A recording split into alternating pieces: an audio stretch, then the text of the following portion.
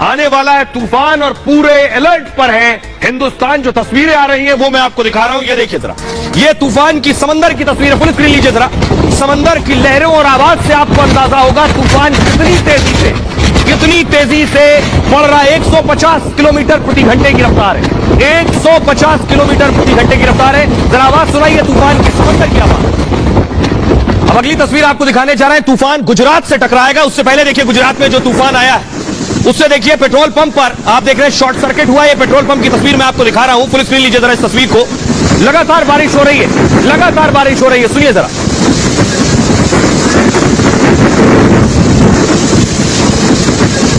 ये आप देख रहे हैं पेट्रोल पंप पर शॉर्ट सर्किट हुआ और उसके बाद धुआं आपको नजर आया चारों तरफ। ये लगातार बारिश के बाद शॉर्ट सर्किट हुआ है। बिजली चमकती हुई आपको नजर आ रही है।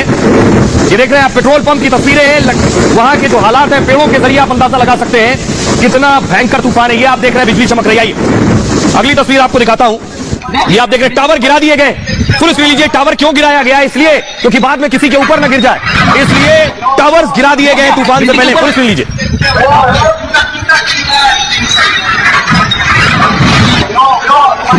बिल्डिंग के ऊपर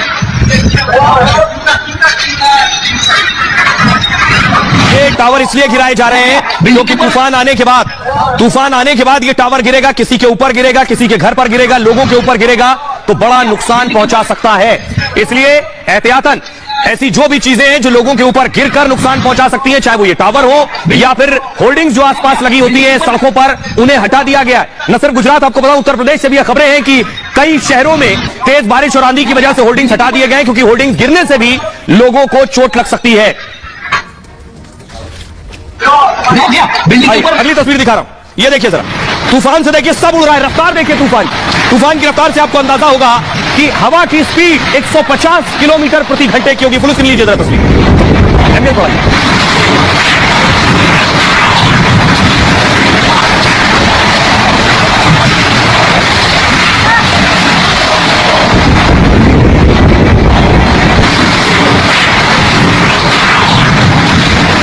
और आपको बताऊं एक तरफ तूफान आ रहा है, कुछ ही किलोमीटर दूर बचा है, उससे पहले आप तूफान से हालात देख रहे हैं क्या हो रहे हैं। लेकिन खबर भूकंप की भी आ रही है। कुछ वक्त पहले गुजरात में भूकंप आया है। जी हां, बड़ी खबर यह है कि तूफान से लोग डरे और सहमे हैं। गुजरात में तूफान से पहले भूकंप के झटके भी लग गए। जी हां, और बताया जा रहा है गुजरात के कच्छ में यह भूकंप के झटके महसूस किए गए। रिक्टर स्केल पर तीव्रता 3.4 मापी गई है। इससे पहले कल भी 3.5 रिक्टर स्केल पर भूकंप की तीव्रता बताई गई है। इससे पहले कल भी भूकंप आया था 5.4 तीव्रता का। कल से अब तक आपको बताऊं 3 से 4 बार भूकंप के झटके लग चुके हैं। यानी तूफान के साथ साथ भूकंप भी आ रहा है गुजरात में। गुजरात में किस जगह पर टकराने वाला है तूफान, वो जगह कौन सी है क्या आप जानते हैं? किस जगह पर आकर तूफान टकराएगा? देखिए तूफान आकर पाकिस्तान और कराची में भी तूफान आएगा, लेकिन गुजरात में देखिए जरा, कच्छ, मांडवी, द्वारका, जामनगर और पोरबंदर, राजकोट, मोरबी, इन सब जगहों पर तूफान का असर होगा। लेकिन सबसे पहले आप देखिए पीले रंग से पर जो आपको नजर आ रहा है जखाऊ पोर्ट, ये जो गुजरात का जखाऊ पोर्ट है मांडवी के पास, द्वारका के नजदीक, ये जखाऊ पोर्ट से आकर तूफान टकराने वाला है। अब मैं आपको बताऊंगा कि आखिर ये जखाऊ पोर्ट कहां पर है, जखाऊ पोर्ट के पास हालात क्या है, वहां इस वक्त तूफान की स्थिति क्या है। तस्वीर दिखाई जरा। ये जखाऊ पोर्ट आप देख रहे हैं, सारी नाव खड़ी करवा ली गई है। मछुआरों को समंदर पे जाने से रोक दिया गया है, पूरी तरह से प्रतिबंध लगा दिया गया है। मछुआरों से कह दिया गया है कोई भी समंदर में नाव लेकर नहीं जाएगा, क्योंकि इसी जगह, इसी तट पर आकर टकराने वाला है। ये जखाऊ पोर्ट की तस्वीरें आप देख रहे हैं, यहीं से आकर टकराएगा तूफान। अगली तस्वीर मैं आपको दिखाने जा रहा हूं द्वारका, जो कि इसके बहुत नजदीक है। द्वारका में देख रहे हैं आप, ये तस्वीर मैं आपको दिखा रहा हूं द्वारकाधीश की, द्वारकाधीश मंदिर की तस्वीर आप देख रहे हैं। यहां पर अमूमन 5 झंडे फहराए जाते हैं, लेकिन अभी सिर्फ 2 झंडे सिर्फ फहराए गए हैं। मकसद इसलिए कि माना जाता है कि 2 झंडे फहराने से आपदा टल जाती है, यह बताया जा रहा है। ये द्वारकाधीश मंदिर की तस्वीर आप देख रहे हैं। अगली तस्वीर दिखाई जरा। ये आप देख रहे हैं द्वारका में भी सारी नाव खड़ी कर दी गई है। ये द्वारका की तस्वीर, हमारी सहयोगी अनामिका द्वारका में मौजूद है, उनकी जरा रिपोर्ट देखिए। द्वारका में इस वक्त हालात क्या है, देखिए रिपोर्ट।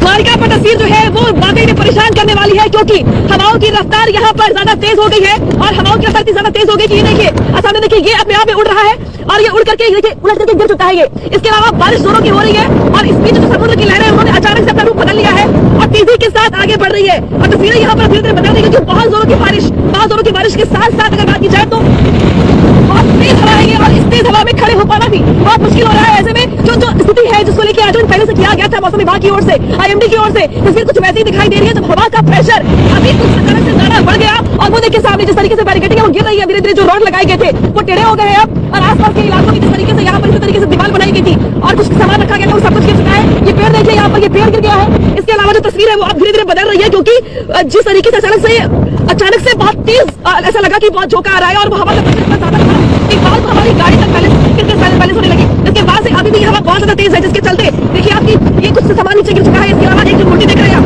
वो भी वहां तक पानी पहुंच गया है और समुद्र की लहरें जो है वो अभी इस कदर उफान पर है कि सुबह से आपने ये तस्वीरें नहीं देखी थी। हालांकि सुबह से लहरें उफान पर है, लेकिन अचानक से इतना ज्यादा ऊंचाई के साथ, उफान के साथ और एग्रेशन के साथ जो समुद्र की लहरें हैं, मैं आपको बताने जा रहा हूं, आपने अनामिका की रिपोर्ट देखी, कितनी तेजी से, कितनी तेज गति से तूफान आगे बढ़ रहा है। मैं आपको बताने जा रहा हूं इससे कितना नुकसान होगा, हालात क्या है और कितनी दूर पहुंचा है तूफान। अब आप अंदाजा लगा सकते हैं इस तस्वीर से। ये देख रहे हैं आप, पेड़ डूबे हैं, न सिर्फ डूबे हैं बल्कि पेड़ जिस तरह से हवा में लहरा रहे हैं उससे आप तूफान की स्थिति समझ सकते हैं। गुजरात की तरफ तेजी से बढ़ रहा है तूफान बिपरजॉय।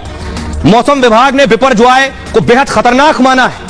क्यों खतरनाक? आमतौर पर तूफान 3 दिन में असर खत्म हो जाता है, इसका असर 10 दिन तक रहने वाला है। 8 किलोमीटर की रफ्तार से बढ़ रहा है, यानी इसके घूमने की रफ्तार बहुत तेज है लेकिन आगे बढ़ रहा है 8 किलोमीटर की रफ्तार से। 15 जून को शाम 4 से 5 बजे के बीच यह आकर टकराएगा, जखाऊ बंदरगाह से टकराएगा यह तूफान। अब से ठीक 19 घंटे बाद भारी तबाही हो सकती है। पोरबंदर, कच्छ में ज्यादा नुकसान होने की आशंका है। मौसम विभाग के मुताबिक तूफान अपने वक्त पर ही आकर टकराएगा। हवा की रफ्तार 125 से 150 किलोमीटर प्रति घंटे की रहने वाली है। जखाऊ बंदरगाह से टकराने के बाद हवा की रफ्तार और तेज हो जाएगी। हवा की रफ्तार बताया जा रहा है 145 से 155 किलोमीटर प्रति घंटा हो सकती है। जामनगर, पोरबंदर, जूनागढ़ में हवाएं और तेज चलेंगी। गुजरात और मुंबई के तटीय इलाकों में भारी बारिश होगी। तूफान से पेड़, टेलीफोन, बिजली के खंभे गिर सकते हैं। शुरू में मैंने तस्वीर आपको दिखाई।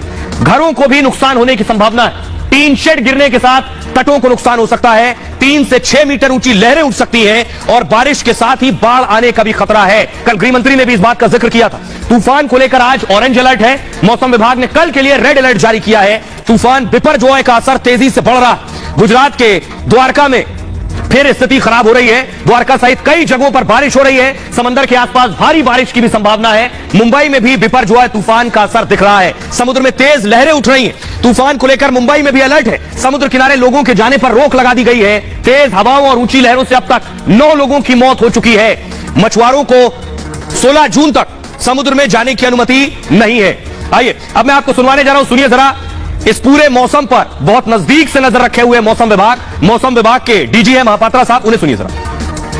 साइक्लोन बिपरजॉय एक वेरी सीवियर साइक्लोस्टॉर्म जैसे नॉर्थ ईस्ट अरेबियन सी में केंद्रीभूत है और ये जखौ पोर्ट से लगभग 280 किलोमीटर पश्चिम उत्तर पश्चिम दिशा में केंद्रीभूत है और ये पोरबंदर से लगभग 350 किलोमीटर, नालिया से 300 किलोमीटर और देवभूमि द्वारका से 290 किलोमीटर दूरी पे केंद्रीभूत है।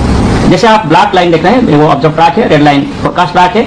हमारा फोरकास्ट के हिसाब से ये साइक्लोन धीरे धीरे स्लाइटली वीकनिंग होगा, मगर एक वेरी सीवियर साइक्लोन जैसे 15 तारीख को शाम के आसपास सौराष्ट्र कच्छ और इसके आसपास जो पाकिस्तान कोस्ट है इसको हिट करेगा और टकराएगा। तब इसका विंड स्पीड लगभग 125-135 किलोमीटर/आवर, गस्टिंग 150 किलोमीटर/आवर होगा। तो आप सुन रहे थे डीजी मौसम विभाग को, जो बता रहे हैं कि तूफान की स्थिति क्या है, आगे आने वाले वक्त में हालात क्या होने वाले हैं। और हालत यह है कि इससे जबरदस्त तूफान जब आया था वो मैं आपको बताऊंगा जब 10,000 लोगों की मौत हुई थी। लेकिन उससे पहले देखिए प्रधानमंत्री मोदी बैठक ले चुके हैं परसों। अगली तस्वीर दिखाइए जरा, पूरा प्रेजेंटेशन लिया था। उसके बाद कल गृह मंत्री अमित शाह ने बैठक ली। अमित शाह ने बैठक में आपदा प्रबंधन विभाग से बातचीत की थी और कई घोषणाएं की। अगली तस्वीर दिखाइए जरा। इसके अलावा गुजरात के सीएम भूपेंद्र भाई पटेल कंट्रोल रूम में नजदीक से नजर बनाए हुए गुजरात के हर जिले पर क्या असर होने वाला, खासतौर पर तटीय जिलों पर। ये देख रहे हैं आप, कंट्रोल रूम में पूरा प्रेजेंटेशन ले रहे हैं कि कहां पहुंचा है तूफान। अगली तस्वीर दिखाई जरा। स्वास्थ्य मंत्री मनसुख मांडविया को आप देख रहे हैं, फुल स्क्रीन लीजिए जरा। मांडविया खुद वॉर रूम में मौजूद है, एक एक तस्वीर पर नजर बनाए हुए हैं कि क्या स्थिति है, कहां क्या हो रहा है, किस चीज की जरूरत पड़ेगी और कोई घायल होगा, तूफान की वजह से नुकसान होगा तो स्वास्थ्य मंत्री पूरी तरह से एक्शन मोड में है। आइए अब आपको बताता हूं, सारे मंत्रियों की ड्यूटी लगा दी गई है।